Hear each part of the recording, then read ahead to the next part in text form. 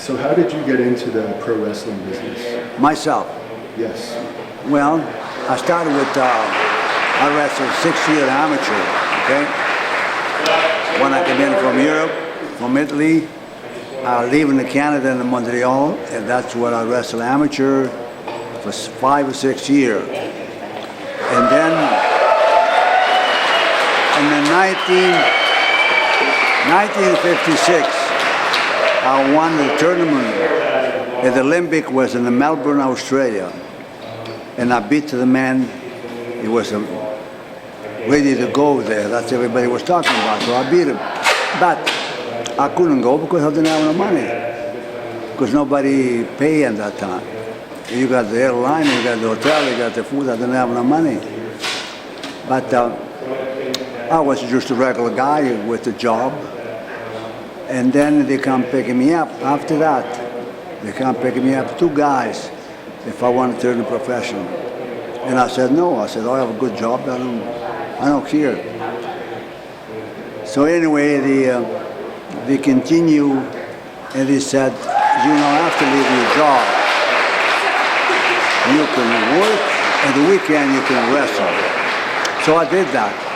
But after 1 year, I did that.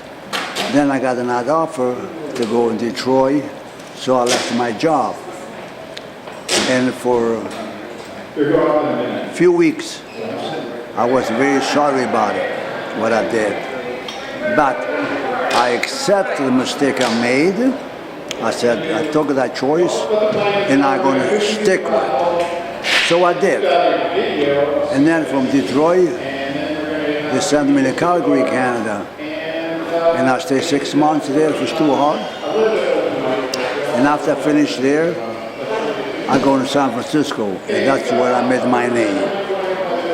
One question before you go on to that. Did you ever wrestle with Sheik when you were in Detroit? Before that, no. Okay. After that, yes. Okay. Many times. What was it like to be in the ring with such an individual? Well, he was a crazy man, okay?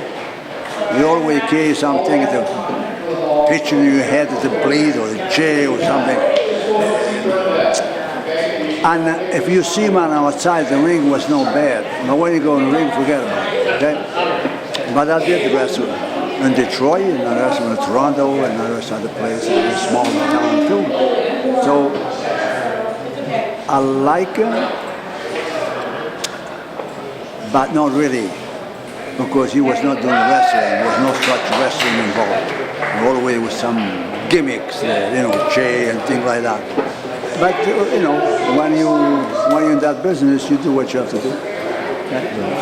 And you made your biggest name for yourself in the New York territory, is that correct? Yes. And how popular was wrestling at that time in Madison Square Garden in those years? Once a month was sell out. Wow. The Garden, once a month. Was Pittsburgh, Philadelphia, New York, Baltimore, and then we go to Boston, all the big shows, once a month. And we sell out. Well, now I will take it back. I'm not the one that will sell out. There was a lot of people in there. Bruno Sammartino was there. He was a hot one. But I was a regular every month, okay? And then we go to small town too. We go to school. We did a lot of places. But New York, at one time, was a #1. And you were tag team champions there, is that correct?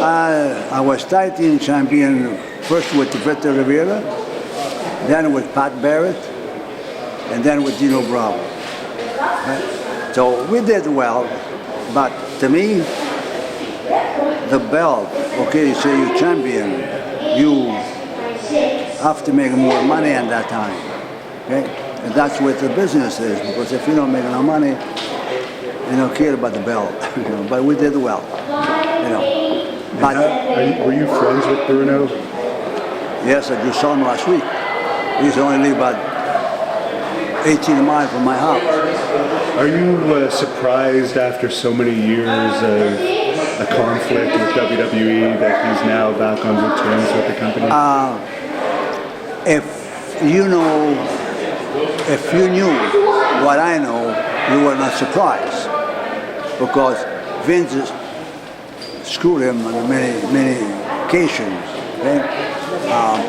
But then the wrestling fan, they sent a letter and they called why Bruno Sammartino for so many years.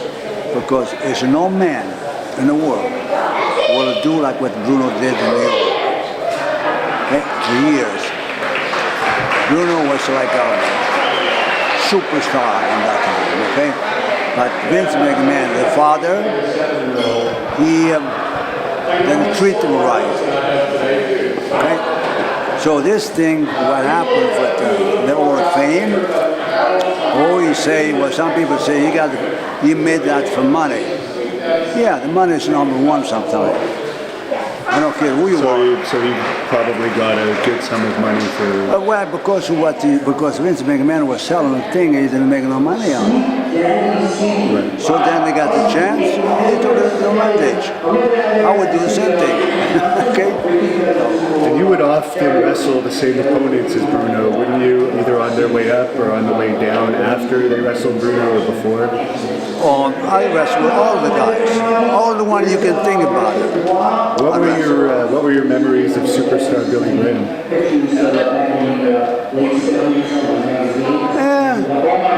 He was not the best wrestler in the world. He was not. He had good body, fine.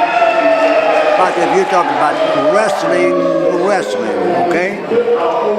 You can't compare with the wrestler. He was a nice man, but he was always trying to take a shortcut. But he draws some money. That's for the promoter. If you don't draw no money, you're nothing. Okay? For me, I made more money in California, the West Coast, in Australia and Japan, not what I was making in New York. Okay, I don't care if Vince McMahon see this, I don't really care. Okay? But I worked a long time there, I did okay. I'm not what you're supposed to be, okay? And you know, then when I quit and I was training the boys, I guess you know, Mickey Foley and Sheik Douglas, all come from my gym. Well, maybe you could tell us specifically after you're done what it was like training those two. Look, when I got trained in Montreal, was a guy, a French guy, an Italian guy, born in Canada, in Montreal. They won an Olympic in 1948 in England. So I learned all the dirty trick in amateur. Okay, and I was good. And I'm not saying, well, you say that. I was good at what I was doing. Okay, and that's why that helped me to go into professional. And what did the guy teach me in the amateur? I returned the favor to my boys. Mickey, Foley, Sheik Douglas, a lot of the guys. At one time I got 17 guys there. And I never scream at him, if he's screwed up, I say, well, that's okay, let's do it again. I go in the ring and I teach what to do. I was very, very happy about Mickey Foley. It's the three guys. It was Mickey Foley, Sheik Douglas, and Mark Keane. And he quit because he was small. And I told him to go to school and forget about the wrestling. And you go in Minneapolis for 1 year to learn to be a chiropractor. He's a chiropractor in Pittsburgh. All college graduates, they're all the same age. But Mickey, he made a lot of money, but he ruined his body. Did you expect that Mick Foley would become such a superstar when you first laid eyes on him, or are you surprised? Not the first month, or not the first week, but when he came in and trained. When I trained him 3 or 4 months, I know he was there. I know he's going to do it. You know, I don't know where, but that's what was my opinion. And when, because he lived in Long Island, his father was a professor at college in Long Island. And his mom, they invited him in his house, mom and dad. Mickey was not there. And he said, my boy like wrestling. I said, okay. And he wants you to train. He said, but I have to ask you a favor. Now, what I'm telling you, this is a fact. Not because I make a story on it, okay? I said, well, go ahead, shoot. He said, tell me what do you want? He said, I want you to talk to Mickey. If he finishes college, you train him. So I told Mickey, I said, your mom and dad, that's what they want. What are you going to do? He said, no, I'm going to finish my college. And I said, you don't have to wait after the college. You start to train now. So he did.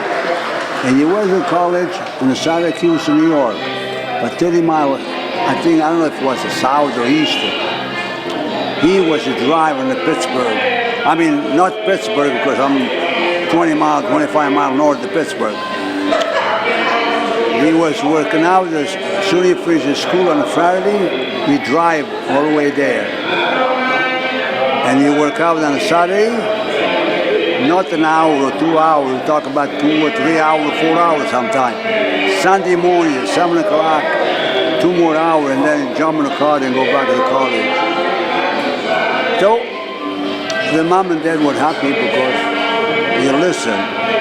They listened to them. I said, look, that's what they want. If you don't go to college, you can forget about it. But he was, when I say something and I teach him something, the first time you do it. That's what I remember him all the time. I do some in Pittsburgh twice. And we talked a little bit. We got lunch together. It was 3 guys. And I said, Mickey, I said, I feel sorry for you at such point. I said, I don't care, you got money. I said, you're 51 years old. Your body no good. And I said, and I can't help you. So that's the only thing I feel bad. Okay? So you don't necessarily approve of the crazy style either? No, absolutely. I didn't teach him that. To fall 20 feet up the friggin' cage, you have to be a nut. Okay? And he was a nut to do that. But now you're paying for it. Look, I wrestled for 30 years. And I'm not saying that my body is in good shape. It's not. Because you take a punishment in your back and your knee and your head and everything else. But if you overdo, if you tell me go on top of the roof and jump in the cement that you do, who the hell is the crazy one? Right. You know, probably I'm wrong. I don't know. Now for Shane Douglas, what was it like training him? Him and Shane Douglas was almost close to. The only thing, Mickey was a different mind. When you talk to him, he never said anything, you listen. Okay? Shane Douglas was almost the same, but he was more, what happened if I do this way? And I said, I didn't say to do this way. You do the way I'm telling you to do it. Because that's if you're a coach, and I was good than a coach. If you're going to tell me what to do, what the hell you need me for? That's the difference, okay? But he was listening. He was, Shane, good speaker, good wrestler, but he didn't know how to take care of himself. And I'm not going to say one, because I'm not knocking anybody, but he screwed up bad, but that's his problem. So in other words, you don't think he met his full potential as a wrestler because of some of those reasons? He did. But he always thought this way was right all the time. Sometimes not. Okay? And I see it. You know, because I don't see him because I did. I was doing what they teach me to do. Maybe when I was younger, you know. And I never forget the 2 guys. The man, the Frenchman, he was an Olympic in 1948 in England. After 6 months, he said to me, Dominic, I can't work out with you. I can tell you what to do. And I said, his name was Mr. Beaulieu. I said, why? He said, all of a sudden, I can't do anything for you. 6 months later. I mean, you know, you can't say Oh, I was great. I don't want to say that. I was normal like anybody else. But I know what the hell I was doing. Okay, so, And one final question for you. What was the highlight of your professional wrestling career? For me? Yes. Look, for the kid to come from Italy, okay, at 19 years old, coming to Canada, and you don't know nothing. Hey, you have no job, you have no money, and you're there. And what happened to me, the business, the wrestling, I didn't make $1 million, because at that time it wasn't $1 million, okay? But I make a good living. And I got an education to travel the world. I traveled in Africa, the Philippines, Middle East, all this country, Japan, China. That's what I learned when you go to different countries. Okay, some is good, some is bad, and most is bad. But I wrestled in England, I wrestled in Rome. I was the first one to run a show in Rome, 1988. Shane Douglas was with me, Mickey Foley was with me. Okay, we draw 19,000 people in Rome. But it's hard work. And nobody can say if I'm going to teach you well, it's going to be nice and easy. When somebody pick you up a slam, you feel it, okay? At the most, when they were a fan, and they say, well, that's all fake. I learned, the guy told me, when somebody say that, he said, do not reply anything, because then you'll be in trouble. I was in Italy. That's a fact. I never lied in my life. I don't care what anybody says. My own cousin, in 1960, I was just breaking in a professional. I go see my folks in Italy for Christmas. 11 days. And my mom said, we're going to go have dinner. And my mom said, my grandmother, 5 miles away from the farm where we live. And my cousin was 27 years old, or 25. He was 25, was 28. And he said to me,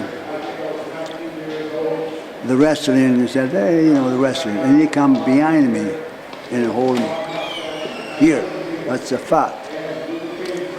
And I said, Tony, don't do that. And I was talking to somebody, they're standing there. He came in, he grabbed me in the back 3 times. Now, my father in the middle of the door with the glass of wine, and his father was talking and watching that. And he heard that. I said, Tony, 3 times, I told him. And he said, well, you're a wrestler, why don't you get out? God. I flipped him over. He scraped the chin from here to here to there. I mean, the skin was gone. And like not the block, but like the bricks. Okay, there was no carpet there. Okay. And then my father said to me, he said, and his father too, said to me, you told him. But at the moment, I felt a little guilty because I should know better. But that's not the reason that pissed me off. Okay. So now, last October, I was in Italy with my brother living in Montreal, my young brother. And we spent 3 weeks there. So we go see, I said, I want to go see Tony. And we drove there. Tony was outside waiting for some of the nephew was coming from the school. And we said, well, come inside. Now we didn't talk about nothing of what happened. And I didn't want to bring him up. But how are you going to bring him up there? You want to open bad things. Then this lady came in, one arm, okay? After the arm was gone. And she said to me, Dominic, she said, do you remember me in Australia? And I said, and when you said you've been in my house, I said, well, I don't know, that's many years ago. And then she brought that up. She said to Tony, she said, remember when Dominic did this to you? I said, oh, God. Here we go again. But I said, I'm sorry. I said, I will never imagine to say something like that. I would never bring him up, you know. But she did. The old lady, I want to punch him in the nose, but anyway. But I said to Tony, I said, hey, that's passé. This is 40 years, and don't worry about it. You know, it's it. And finally, would it be safe to say that Mick Foley is the student you're most proud of trading? Yes. And you still keep in contact with him? Yes. I saw him twice in Pittsburgh. He came in there a month apart. He came in both to see both times. And I was on the stage with him, you know. Oh, for his comedy show? Yes, yeah. And do you still follow wrestling at all these days? When do you have the time, you know, so I don't know. Really. I don't know. Okay. But, you know, he's a good man. I know this wife, I knew his mom and dad and blah, blah. I knew a couple of kids, but there's nothing I can do about it. Can't help him. That just reminds me, I guess you must have known Andre the Giant a little bit working in New York, right? Very well. Do you have any Andre the Giant story you could tell me? Yes, and I'm going to tell you one right. We were at the Garden Monday night, because sometimes was a different day, but it was the last week of the month, okay? And he said to me, he said, I'm going to France Monday. And I said, well, I'm going to Italy. And he said to me, he said, how long you stay? I said, well, I'm going to stay about 8 days, and then I'll go see my mom and dad and family, and then I come back. Because I was booked in Montreal already. And we sit in the dressing room, and he said to me, why don't you come to France for 2 or 3 days? I said, but I want to go see my folks for Christmas, you know. And when you start out, probably, I don't want to miss Christmas, and really, so I didn't. And today, I regret that, okay? I regret that I didn't go, because we were very close with Andre. Andre was asking Gorilla Monsoon, when he came in from other territory, fly in New York or Philadelphia, he said, you tell Dominic to come pick me up all the time. Did you ever go eat with him? Oh, yeah, of course, yeah. Do you have any stories about the amount he could eat? What was? Well, he was a big man, and he, you know, a lot. And he was, probably that's not nice. I'm telling what happened, but Andre in Quebec City at the Coliseum, we were the last match of the night, tag team. And so we didn't take a shower, we were going to the hotel because it was late, it's 11 something. And when we walk in the bar, okay, the man that took a case Molson, Canadian Molson, and he put him not on the front of him, but you know, the bartender there. And then he opened the case, and he put 5 bottles of beer in the front of Andre. He was sitting on my left, and one to me. Okay. Now, it wasn't in July. It was hot. We were sweating and everything. I'm not really a good drinker, but I drink 1 beer, 5 was gone. The guy came out of 5, and then a little bit later came out of 1 to me. I think I drink 4 beer, and that was enough for me. Somebody called me a liar on that, okay? He drank 66 bottles of beer in 3.5 hours. Okay? And the guy said, "You're a freaking liar." I said, "Okay, if you believe it, don't ask him any more questions. Just get the hell out of here for me, you know." That's what he did. And Andre said to me, because he came into my house twice when we wrestled in Pittsburgh. I go pick him up at the airport. I got a picture of my daughter was 2 years old. He got on the hands like this and took a picture. Andre was a friend, and he told me, he said, look, I'm not going to reach 50. I don't care what I'm doing. Okay? That's what he said. He said, I don't care. He said, because my life is very short. He died, I don't know if it was 43 or something. 43, 44 years old, okay? But he told me, he said, I'm going to reach 50. So he knew. And we got along very extra good, okay? And I really, I miss when he asked me to go over there. I didn't do it. I really regret that. There's three things in my world I regret. That was one big one.